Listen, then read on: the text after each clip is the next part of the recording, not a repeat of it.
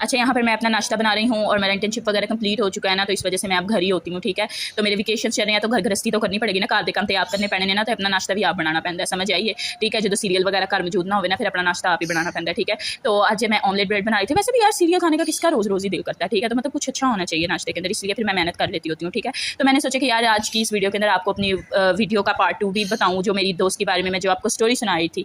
तो वो जो मेरी 3 क्लास में 3rd क्लास दोस्त थी, तो मैं उसकी स्टोरी बता रही थी कि वो मुझे कहती कि मैं तुझसे रिवेंज लूँगी, ये करूँगी वो करूँगी, ठीक है। तो ऐसी अंदर राजपूत ऐसी किसी को डरी था, ठीक है। लेकिन ये कहता मैं बच्ची थी, ठीक है। तो बच्चे होते हैं ना, तो वो यार सोचने के यार मैंने तो इसको कुछ भी नहीं कहा, तो फिर ये क्यों इस तरह कर गया। अच्छा, उसने क्या किया भाई, मुझसे उसने ना रिवेंज लेना था, ठीक है। जब हम 2 स्टैंडर्ड में थे ना, 2 क्लास में थे, तो उस वक्त ना उसने ना मुझे गिफ्ट दिया था, ठीक है। और एक गिफ्ट मैंने उसको दिया था, वो ईद पर दिया था। मैंने उसको चूड़ियाँ दी थी, मेहंदी, कुछ इस तरह की चीज़ें दी थी। उसने मुझे एक पेंडेंट दिया था जो कि उसने अपनी माँ का दिया था मुझे, ठीक है, उठाकर। तो वो ना जब हम 3 क्लास में, अच्छा हम बच्चे थे, चीज़ें तो हमने तोड़ ली थी, ठीक है। और उस वक्त जब मैं छोटी थी ना, तो मेरी मामा मुझे जितनी भी ज्वेलरी चीज़ें लेकर देती थी ना, वो मैं हमेशा तोड़ देती थी, ठीक है। और वो मुझसे काफ़ी तेज़ भी थी, तो उसने मुझे कहा कि मेरा गिफ्ट वापस ला कर दो मुझे, ठीक है। तो मैंने बोला ठीक है। अब मैं घर गई तो वो तो मेरा भाई भी तब छोटा था, उसने मेरी चीज़ें थी तोड़ दी। हम लोग क्यों खेलते होते थे, मतलब घर घर खेलना, ये वाली चीज़ें खेलना, मैंने उसका गिफ्ट तोड़ दिया था, ठीक है। उसकी गिफ्ट मेरे से टूट गई थी, ठीक है। वो मैं चेन भी ढूंढूं वो भी ना मुझे मिले। घर में चीज़ें ऐसे गायब होती है जिसमें किसी खाई में फेंकी होती हैं, वो नहीं मिली मुझे, ठीक है। और वो इतनी चालाक थी क्योंकि उसे मुझसे बदला लेना था। उसने मुझे बोला, मैंने बोला तुमने मेरा भी गिफ्ट कर लेकर आना, ठीक है ना। अच्छा, वो वापस नहीं लेके आई और मेरे पास तो कुछ था भी नहीं। मैं अपनी मामा से ही मैंने बोला कि मामा मुझे कोई दे दे, वो मुझसे मेरा फलाना गिफ्ट उसने मुझे दिया था, मुझसे वापस मांग रही है। मेरी अम्मी ने जो मुझे ईद पर लेकर दी थी चीज़ें, उन्होंने बोला कि ये चीज़ें जो है ये वाली ना उसको दे दो, ठीक है ना।